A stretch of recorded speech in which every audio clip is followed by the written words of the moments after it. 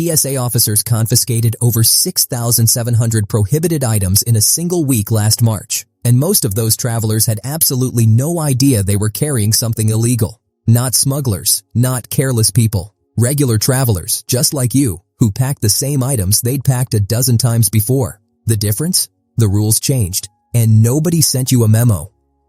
Starting April 2026, TSA is tightening enforcement on several item categories that used to exist in a gray zone.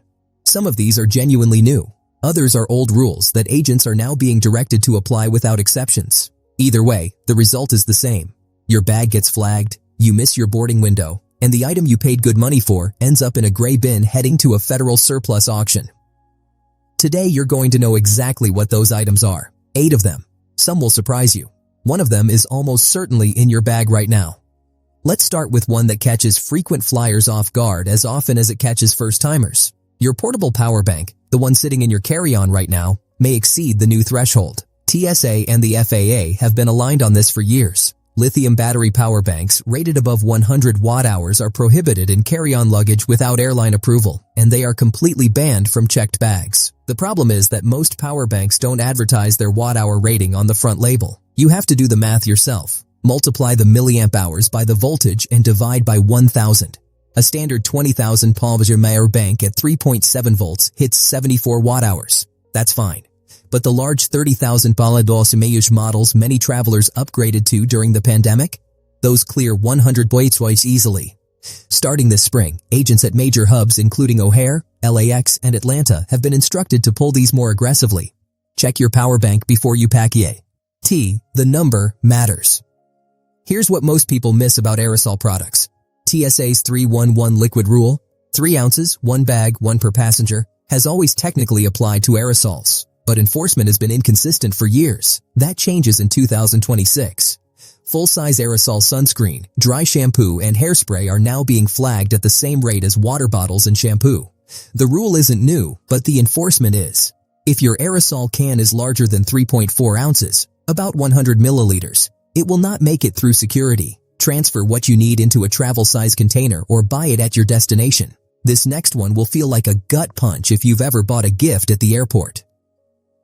Snow globes. They look harmless. They are, by TSA definition, a liquid container, specifically a gel-filled or liquid-filled decorative item. Unless the snow globe is small enough to fit entirely inside your quart-sized liquids bag and clearly contains less than 3.4 ounces of liquid, it's prohibited in carry-on bags. The TSA website explicitly calls this out. Agents have discretion, but in 2026, with tightened screening protocols, that discretion is being exercised far less generously. The snow globe you bought your granddaughter at the souvenir shop before your gate may not make it home with you. Buy it on the other end, or ship it.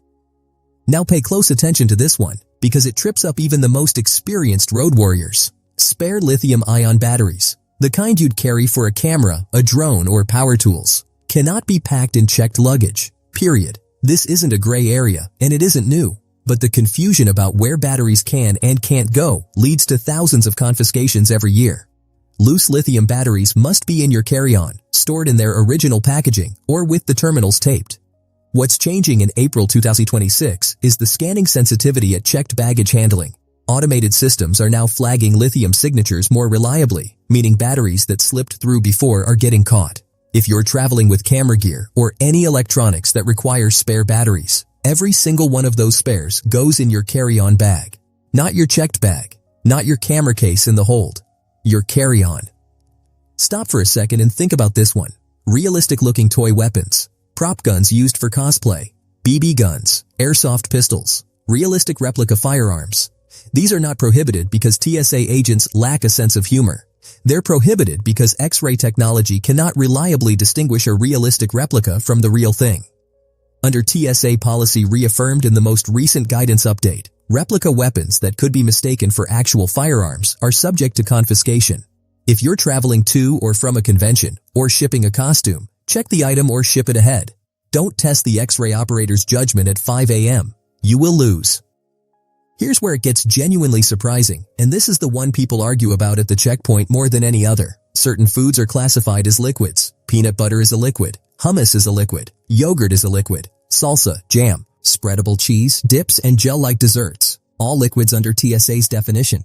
The standard is not about physical state. It's about consistency. If it's spreadable, pourable, or gel-textured, it falls under the 3-1-1 rule. That jar of specialty almond butter you bought as a gift, the Greek yogurt you grabbed for the flight, the fresh guacamole from the terminal food stand, all of it is subject to the liquid container limit. Amounts under 3.4 ounces in your liquids bag are allowed. Anything over that goes in the trash or gets shipped. The data from TSA's 2025 annual report showed food items ranked third among the most commonly confiscated carry-on categories.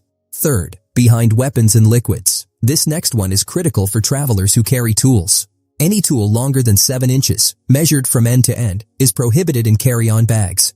Screwdrivers, wrenches, pliers. If they're over that length threshold, they go in checked luggage only. What's changing in 2026 is the focus on multi-tools and folding utility knives, which agents are now measuring more systematically when extended.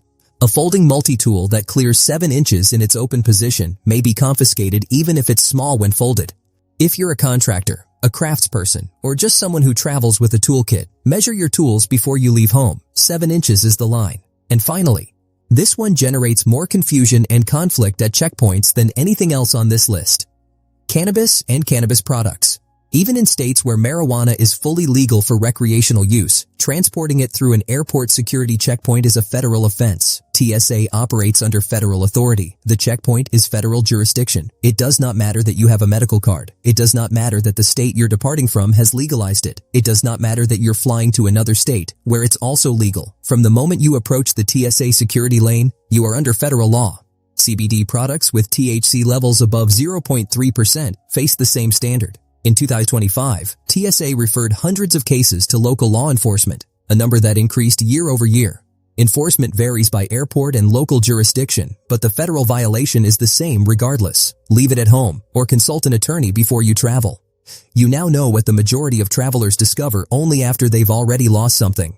8 items, some obvious in hindsight, some genuinely surprising, but all of them avoidable with 15 minutes of review before you zip that bag. The agents enforcing these rules aren't doing it to inconvenience you. The policies exist, they're being applied more consistently than ever, and the April 2026 enforcement updates make this the worst time to assume you'll get a pass. Your power bank, your aerosols, your food items. Check the rules once before every trip. Not every few years. Every trip. These policies can and do shift. The best protection is staying current.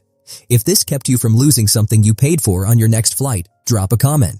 Telling me which item surprised you the most. I genuinely read them. And if you want more of this, the kind of travel information that doesn't wait until you're standing at the checkpoint to matter, subscribe. There's more where this came from.